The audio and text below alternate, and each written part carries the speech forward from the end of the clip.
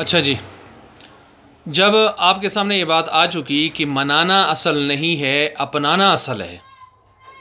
میں نے فرق بہت سارے تھے، صرف تلک عشرۃ کاملہ 10 فرق آپ کے سامنے رکھے ہیں. اب یہ بات سنیں کہ اسلام میں منانا نہیں ہے، ہے ہی اپنانا. سیرت اپنانے کی چیز ہوتی ہے، منانے کی ہوتی نہیں ہے. سیرت کسے کہتے ہیں؟ سیرت آپ علیہ الصلوۃ والسلام کی زندگی گزارنے کا سلیقہ، طریقہ، انداز، طرز حیات. ٹھیک ہے، تو سیر کہتے ہیں نا رات کے چلنے کو. رات کا چلنا بڑا احتیاط والا ہوتا ہے، آدمی سنبھل کے چلتا ہے، کوئی ٹھوکر نہ لگے، گرے نہ، کوئی ایکسیڈنٹ نہ ہو جائے، گر نہ جائے کھائی میں، کوئی کھڈے میں، اس طرح کی چیزیں. تو ایسے ہی سیرت رات کے چلنا احتیاط والا چلنا ہوتا ہے. سبحان الذی اسریٰ بعبدہ، راتوں رات اللہ لے گیا اپنے بندے کو معراج کی رات. تو اب سب سے زیادہ پاکیزہ اور احتیاط والی زندگی کائنات میں محمد عربی صلی اللہ علیہ وسلم کی ہے. اس وجہ سے آپ کی زندگی کو سیرت کہا جاتا ہے اور احتیاط والی زندگی ہے. اور آپ کی یہ احتیاط والی زندگی صحابہ نے لی، تو صحابہ کی زندگی کو بھی سیرت خلفائے راشدین نام کی کتابیں ملتی ہیں نا. بلکہ بعض نے سیرت کے لفظ کو تھوڑا اور عام کیا، تو سیرت نعمان بن ثابت رضی اللہ عنہ جیسے کتاب ہے. تو اس طرح یعنی آگے بھی لے گئے، تو گویا صحابہ اور تابعین تک بھی سیرت کا لفظ استعمال ہوا. سیرت سنعیدها سیرتها الاولی، سیرت حالت کو کہتے ہیں، حالت کو بھی کہتے ہیں.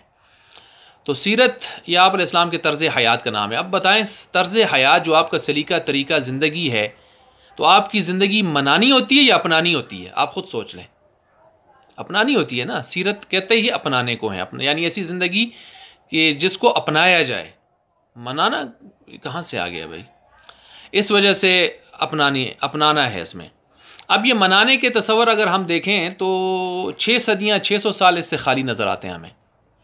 ٹھیک ہے، 604 ہجری میں سب سے پہلے ایک شخص تھا، یعنی ایک بادشاہ تھا وقت کا، اور یعنی جو عام طور پر جو ہے اس سے تقلید سے یا ان چیزوں سے بالکل آزاد قسم کا ذہن رکھنے والا آدمی تھا، جس نے اپنے دور کے علماء کو کہا ہوا تھا کہ کسی کی کوئی تقلید کرنے کی ضرورت نہیں ہے، اور بس آپ خود اجتہاد کریں، فلاں کریں. ٹھیک ہے، اللہ نے جس کو اجتہاد کی صلاحیت دی ہے اور قرآن اور حدیث پر اس کو مکمل عبور حاصل ہے اور دیگر علوم اور فنون کو بھی خوب جانتا ہے، یعنی وہ 15 سے زائد علوم پر اس کا عبور اس کو حاصل ہے، تو وہ خود اجتہاد کرے.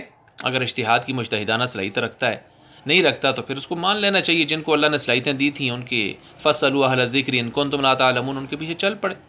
اس میں لڑائی جھگڑے کی کیا بات ہے؟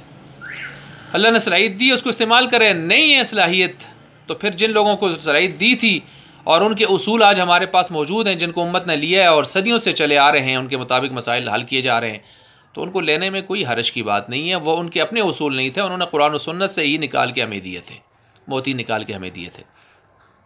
اب وہ اپنے دور کے علماء کو یہ مجبور کرتا ہے اس بات پر. اس کا نام کیا تھا؟ 604 ہجری میں یہ معاملہ شروع ہوا ہے. تو اس شخص کا نام تھا مظفر الدین کوکری. مظفر الدین کوکری اس شخص کا نام تھا، اور یہ 630 ہجری میں جا کے فوت ہوا ہے. اور یہ اپنے دور کا آزاد طبیعت آدمی تھا، اور اس کو اپنی جیسے ہر دور کے بادشاہ اپنی ریاست کو، اپنی حکومت کو پختہ کرنے کے لیے، چاہے وہ جس درجے کیٹیگری کی کیوں نہ ہو، تو مذہب کا تھوڑا سہارا لیتے ہیں نا. جیسے ریاست مدینہ کی ریاست فلاں، اس طرح کے واقعات، اور پھر کچھ سیرت کے جلسے کروا دیے، کنونشن کروا دیے، اور اس طرح کی باتیں کر دی، تو چلیں جی یہ تو مذہب کا بھی بڑا خیر خواہ ہے. تو یہ ایک سلسلے پرانے چلے آ رہے ہیں.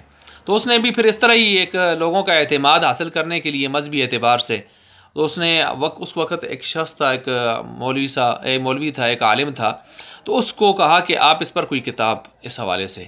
تو اس نے ایک کتاب لکھی تھی التنویر والتذکیر، یا تذکرۃ البشیر والنذیر، اس طرح کے نام کی ایک کتاب لکھی تھی. اور اس لکھنے والے عالم کا نام تھا عمر بن محمد حسن بن دحیہ الخطابی اندلسی. یہ 633 میں حضرت صاحب دنیا سے رخصت ہوئے ہیں. اور ان دونوں نے، یعنی اس وقت کے ایک عالم اور ایک حاکم، ان دونوں نے مل کر سب سے پہلے آپ علیہ الصلوۃ والسلام کے میلاد، ولادت، آپ کے تذکرے کے حوالے سے منانے کا تصور دنیا پر پیش کیا، یعنی 7ویں صدی ہجری میں. 6 صدیاں اس سے خالی ہیں، فارغ ہیں بالکل. اور اس کا اقرار خود جو ہے خود منانے والوں کے جو بڑے علماء ہیں ان میں سے بھی بعض نے کیا ہے. اچھا خیر میں اس طرف نہیں جاتا.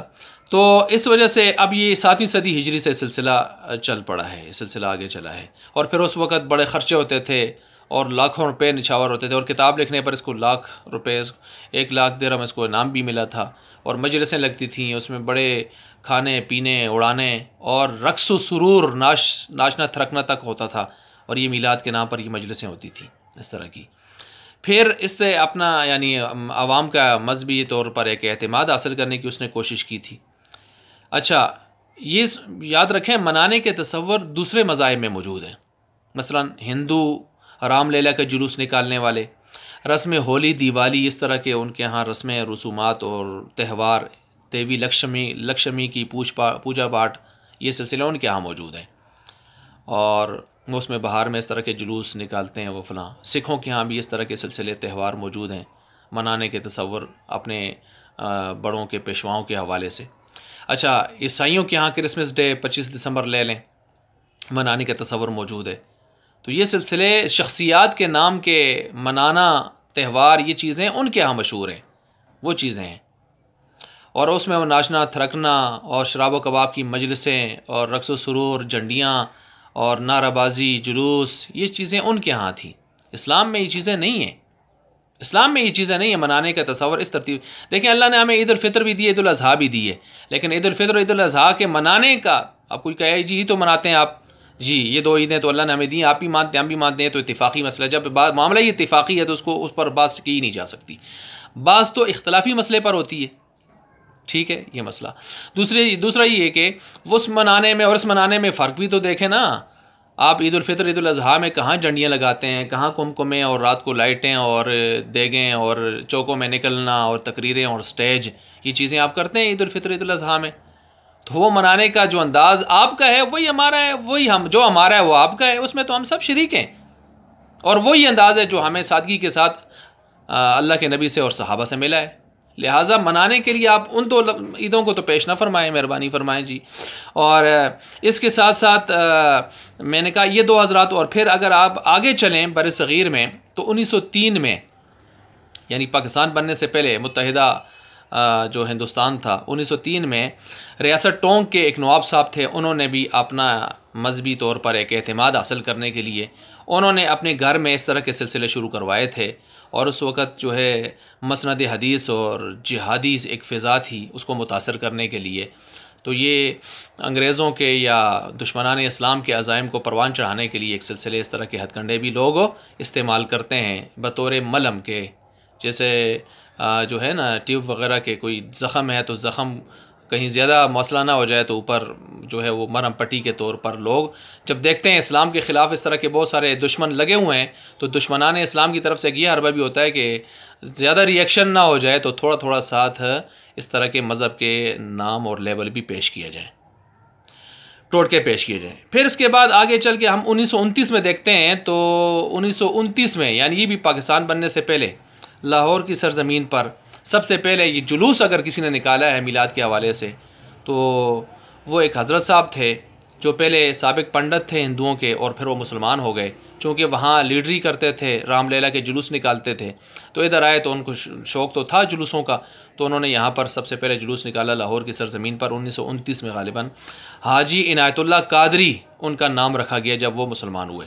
آج بھی پنجاب میں ان کی جو قبر ہے ان کی قبر کے اوپر کتبہ اور کتبے کے اوپر لکھا ہوا ہے حاجی عنایت اللہ قادری سابق پنڈت اور بانی جلوس عید میلاداں. تو یہ بانی تو یہ حضرت صاحب ہیں. اور ہمارا دین تو مکہ اور مدینہ سے آیا ہے، 1450 سال پہلے سے آیا ہے، وہاں سے ہمیں یہ ساری چیزیں ملی ہیں. ہم نے تو ان کو دیکھنا ہے، عقائد ہیں، عبادات ہیں، معاملات ہیں، جو بھی چیزیں ہم نے تو ان کو دیکھنا ہے. ٹھیک ہے، درمیان سے تو ٹوٹ کے نہیں قابل قبول ہوں گے. اور پھر اس کے بعد آگے چل کے پاکستان میں چند حضرات کے نام پیش کیے جاتے ہیں کہ جنہوں نے آ کر باقاعدہ سرکاری طور پر اس کو منانے کے اعتبار سے چھٹی اور تعطیل کا سلسلہ شروع کروایا تھا. ضیاء الحق صاحب سے تو اسلام آباد میں آ کر تو وہ چند حضرات کے نام پیش کیے جاتے ہیں. جناب نور اللہ توکلی صاحب خطیب انارکلی مسجد لاہور، اور شاہ احمد نورانی صاحب، پیر جماعت علی شاہ صاحب، تو انہوں نے آ کر سب سے پہلے یہ سلسلہ شروع کروایا تھا۔ تو آپ دیکھیں ان کی تاریخیں، ابتدائیں، یہ چیزیں آپ کو مل رہی ہیں۔ تو بہرحال خلاصہ یہی ہے کہ منانے کا تصور 6 صدیوں میں نہیں ہے، 7ویں صدی سے شروع ہوا ہے، اور پھر اس کے بعد رفتہ رفتہ یہ سلسلے شروع ہوتے ہوتے دنیا میں میں نے آپ کے سامنے اس کی ایک مختصر سی ہسٹری اور تاریخ رکھ دی ہے۔ تو منانے کا نہیں ہے۔ اب اس پر آخر میں یہ بات بھی سن لیں کہ اگر منانے کا تصور خوشی یا غمی کے اعتبار سے کسی شخصیت کے حوالے سے دن کا ہوتا تو آپ علیہ الصلوۃ والسلام کی ولادت باسعادت کی تاریخ میں اتنا زیادہ اختلاف نہ ہوتا۔ وہ صحابہ جنہوں نے آپ کے جسم مبارک سے نکلنے والے تمام نورانی اعمال کو، چھوٹے بڑے اعمال کو جمع کر کے امت تک پہنچایا ہے، آپ کے استنجا کے مسائل تک اور آپ کے گھر اور بار کے سارے مسائل، سارے وہ احادیث کی صورت میں آج ہمارے پاس موجود ہیں، اور 6-7 لاکھ روایات کی صورت میں ہمارے پاس موجود ہیں۔ اور آپ علیہ الصلوۃ والسلام کے جسم اطہر کے، آپ کے سر کے بال کتنے تھے؟ 17 تھے، 18 تھے، 19 تھے جو بال سفید تھے، تو وہ کہاں کہاں تھے؟ یہاں مانگ میں تھے، کنپٹیوں پر تھے، یہاں تک کہ بال گن لیے تھے انہوں نے آپ کے۔ اور آپ کے متعلقہ چیزیں، آپ کے خدماء، آپ کے خادم، آپ کے نوکر، آپ کی سارے خاندان، یعنی آپ کی بیویاں، آپ کے بچے، آپ کے پھوپھیاں، آپ جو ہے آپ کے چچا، ہر چیز کا ریکارڈ آج ہمارے پاس موجود ہے۔ یہاں تک کہ آپ کی زریں کتنی تھیں، آپ کے تلواریں کتنی تھیں، آپ کے گدھے ان کے کیا نام تھے، گھوڑے کیا تھے، گھوڑوں، اونٹوں کے، خچروں کے، ہر چیز کو اگر امت تک پہنچایا ہے تو سوال یہ ہے کہ آپ کی ولادت باسعادت کے بارے میں اتنا اختلاف ہو گیا کہ صحابہ نے اس بارے میں کوئی ایسی بات نہیں کی کہ وہ منانے کا تصور موجود تھا اسلام میں، جیسے کہ بقول آپ کے، تو انہوں نے وہ دن مخفی رہا ان سے۔ پھر اور تو اور اگر کوئی کہے جی جس وقت آپ تشریف لا رہے تھے دنیا پر، کسی کو کیا پتہ تھا کہ یہ محمد عربی صلی اللہ علیہ وسلم امام الانبیاء والمرسلین تشریف لا رہے ہیں؟ تو پھر جاتے ہو تو 1.25 لاکھ صحابہ موجود تھے نا، تو وفات میں بھی اختلاف ہو گیا، تاریخ وفات میں بھی اختلاف ہو گیا، تاریخ وفات بھی اتفاقی نہیں ہے آج، کوئی 12 کہتے ہیں، کوئی اس کے علاوہ اور کہتے ہیں، ٹھیک ہے جی، تو اس میں بھی اختلاف ہو گیا بہت زیادہ۔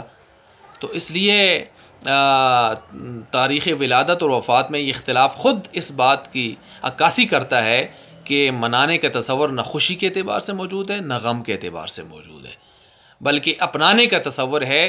اس پیدائش اور وفات کے درمیان جو زندگی ہے، اس زندگی کو اپنانے کا نام سیرت ہے، اور وہ اصل محبت کی علامت بھی وہی ہے۔ قرآن نے کہا ہے نا، قل ان کنتم تحبون اللہ فاتبعونی یحببکم اللہ، اگر تم اللہ سے واقعی محبت کرتے ہو تو نبی کی اتباع کر کے دکھاؤ۔ نبی کی اتباع یعنی اتباع کہ منانا نہیں ہوتا، اپنانا ہوتا ہے، اپنا کے دکھاؤ۔ تمہیں زبان سے کہنے کی، نعرے مارنے کی ضرورت ہی کوئی نہیں ہے، جھنڈے لگانے کی، رات کو شامیانے لگانے کی، اور جو ہے رات کو لائٹیں لگانے کی کیا ضرورت ہے بھائی؟ نہیں، ان چیزوں کو ضرورت ہی نہیں ہے۔ اور یہاں ایک نقطہ بھی بڑا زبردست، وہ یہ کہ اگر یہ دنیا کی لائٹیں، یہ دنیا کی روشنائیاں، یہ دنیا کے سلسلے یہ نہ ہوتے تو کیا آج مسلمان اپنے نبی کے ساتھ محبت کا اظہار نہ کر سکتا؟ پھر تو گویا آج ہم اپنے نبی کے ساتھ محبت کا اظہار کے لیے محتاج ہو گئے ہیں ان چائنا والوں کی بنائی ہوئی لائٹوں کی طرف۔ یہ لائٹیں ہیں تو تب ہم کسی کو پتہ چلتا ہے کہ یہ عاشق رسول کا گھر ہے، یہ عاشق صاحب جا رہے ہیں، یہ ان کا گھر ہے۔ نہیں بھائی، نہیں، ان چیزوں سے نہیں، ہم غیروں کے بنائی ہوئی چیزوں کی طرف محتاج نہیں ہیں اپنے نبی کے ساتھ محبت کے اظہار میں، بلکہ ہم ان نورانی اعمال کو دیکھیں جن نورانی اعمال کو دیکھ کر کفر خود سمجھ آیا کرتا تھا کہ یہ محمد عربی کا امتی ہے۔ اسلام اور کفر کے درمیان میں نماز فرق ہے، نماز اپنانے کا نام ہے یا منانے کا نام ہے، ٹھیک ہے؟ تو یہ چیزیں ہمیں ان کو دیکھ لینا چاہیے۔ پھر کفار کے ہاں اگر تصور منانے کا ہے تو یہ ان کے ہاں تصور ہے، ہمارے ہاں نہیں ہے۔ اور اپنانا اگر کوئی پھر بھی کہتا ہے، جیسا کہ بعض حضرات نے دلیلیں دینے کی کوشش کی کہ کرسمس ڈے اگر عیسائی اپنے نبی کا منا سکتے ہیں، عیسیٰ علیہ السلام کا، تو ہمیں حق پہنچتا ہے کہ ہم آپ علیہ السلام کا بھی کے حوالے سے دن منائیں۔ تو بھائی یہ تو پھر بڑی خطرناک بات ہو جائے گی۔ آپ علیہ السلام نے فرمایا تم پہلی قوموں کی اتباع کرو گے، قدم بقدم، بالش پہ بالش، یہاں تک کہ اگر ان میں سے کوئی گو کے سوراخ میں بل میں گھسا ہے تو تم وہاں گھسنے کے سر دینے کی کوشش کرو گے، اور اگر خدا نخواستہ کسی نے اپنے ماں سے منہ کالا کیا ہے تو تم وہ بھی کرنے کی کوشش کرو گے۔ یعنی اس قدر اتباع توجہ تو مذمت بیان کی گئی ہے کس کی اتباع؟ یہود و نصارہ کی. یہاں پوچھا گیا تو آپ علیہ السلام فرمایا ہاں یہود و نصارہ، اور کون؟ تو ہمیں وہ ہمارے لیے معیار نہیں ہے، ابو لہب ہمارے لیے معیار نہیں ہے. ہمارے لیے قرآن اور سنت، احادیث اور فقہا کا تفقہ، ان کا اجتہاد، یہ چیزیں اسلام کا جو سرمایہ ہمارے پاس موجود ہے، ہمیں ان چیزوں کی طرف جانا چاہیے، نہ کہ ہمیں اس قسم کی یعنی خرافات یا واہیات یا بدعات و رسومات یا ایسے لوگوں کے حوالے پیش کرنا. اللہ تعالی ہمیں حق کو سمجھنے کی، عمل کرنے کی توفیق عطا فرمائے.